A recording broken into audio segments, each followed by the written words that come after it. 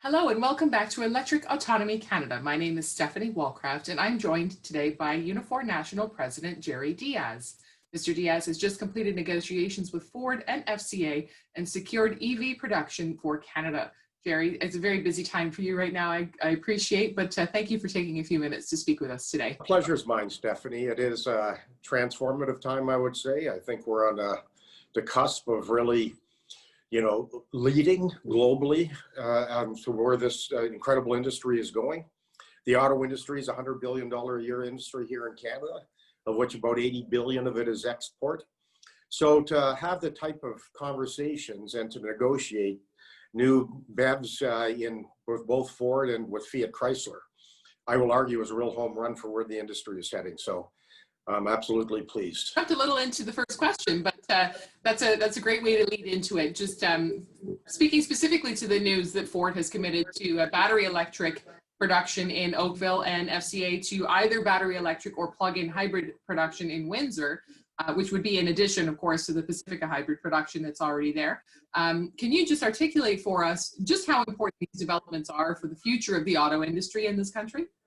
Well, if you take a look at the auto industry today, about 3% of the global market is battery electric vehicles. But we know by 2040, it should be about 50%. And then, of course, there's this incredible preoccupation here in Canada, rightfully so, about climate change, the whole debate about fossil fuels. So if you are going to be aggressive and progressive, you better start talking about what the industry is going to look like in the long term. And that's why the announcements that we've made over the last couple of weeks are so critical. It really is about Canada saying, hey, hold on here. If we don't start to win our fair share of battery electric vehicles, we stand to be left out in the cold. And up until a couple of weeks ago, we have been. Because to date, over $300 billion worth of electric vehicles have been announced globally.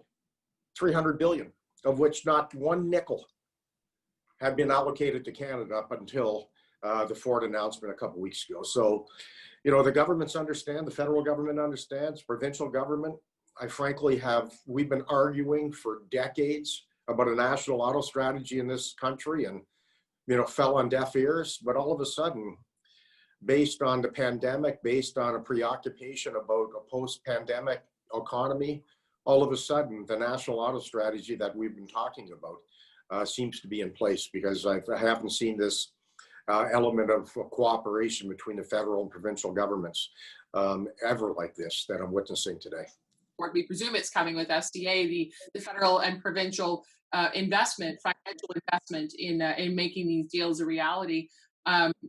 If you were to sort of weigh how much of that impetus is coming from the governments in providing that support versus how much is coming from the car makers and how much is coming from Unifor, where would you say that the majority of the weight is coming from? Well, historically, the federal and provincial governments have put in about 10% of the cost of the program.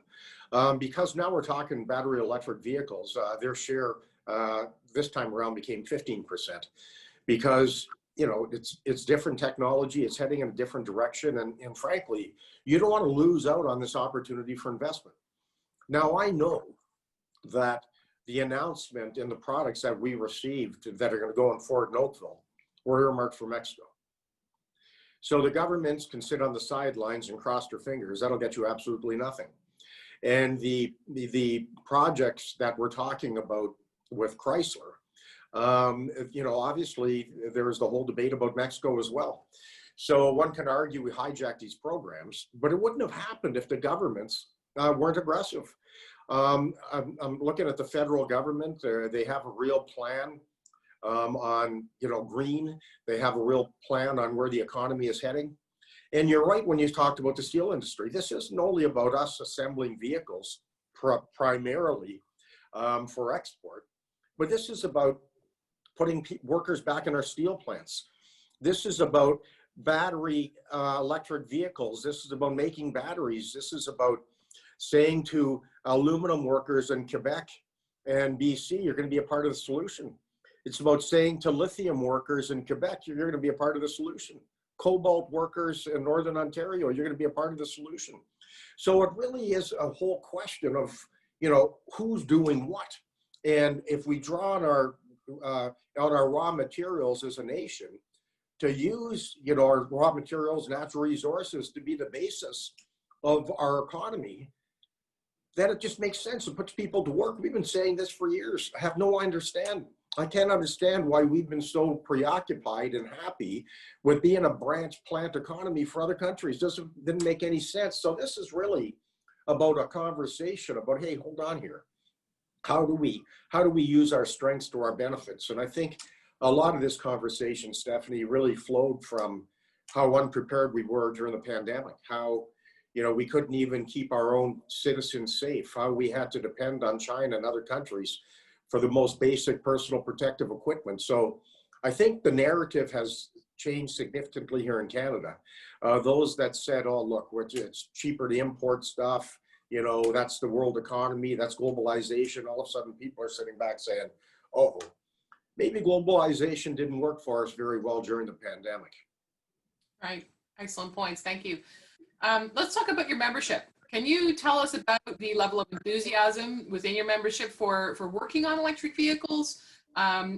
We presume that there's some retraining that's going to happen. What's the mood? Is there any concern about, maybe EVs not requiring as many jobs to assemble? Any concerns about the amount of time and investment that's going to be required for that retraining? What are you sensing? No, there's an incredible sense of relief, and people are feeling empowered because young people today have a much more preoccupation with the environment than somebody my age. so the younger people who are on the bubble, and our 400 members who are on layoff right now in Ford and Oakville, see this as an incredible opportunity. But we also know that these are going to be jobs that aren't around just for the short term, but the long term. Because we know in Oakville, for example, we'll launch five derivatives of electric vehicles between 2026 and 2028. And we know that the vehicles launched in 2028 will run till 2033, 2034. So if I'm a worker in 2020 that's going, hey, hold on here, there's jobs that I know, just for starters, that are going to run 15 years.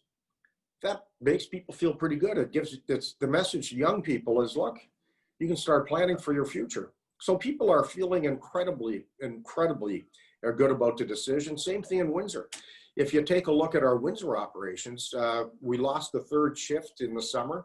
That was 1,500 jobs. We mitigated a bunch of the jobs because senior people took packages to save a job for a young person. But we know that there's probably going to be more layoffs in Windsor.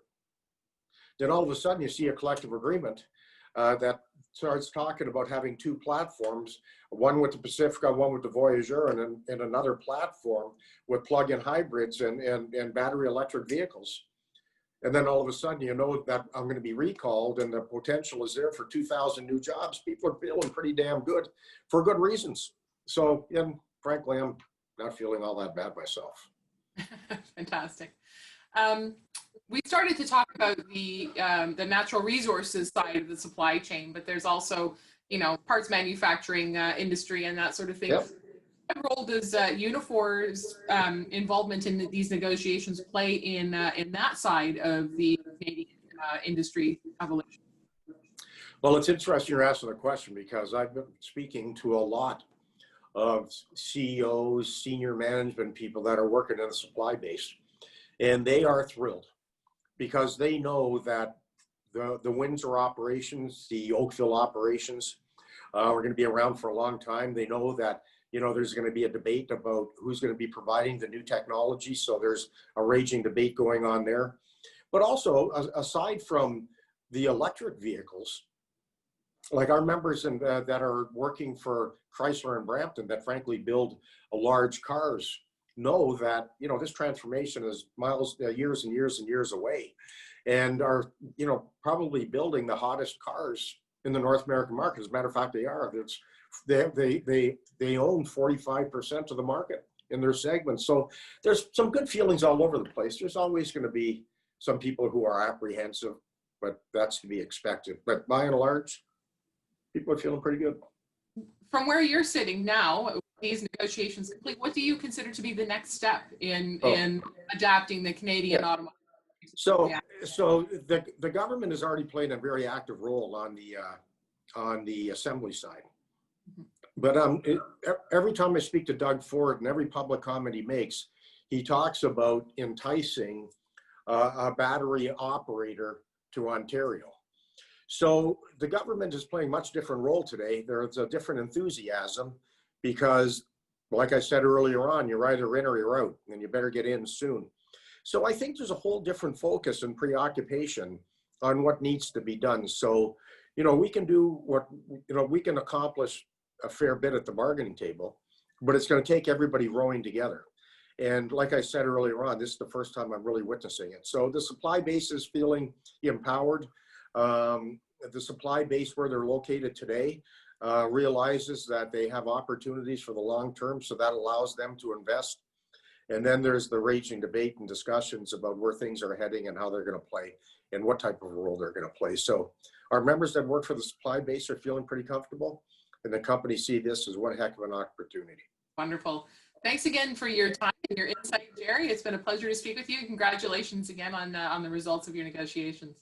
I appreciate your time, Stephanie, and have a great day. And keep up the great work you're doing. Thank you. Jerry, thanks again for taking the time to share your insight. And thanks to all of you for joining us again. Don't forget to hit subscribe so you never miss another video from Electric Autonomy Canada.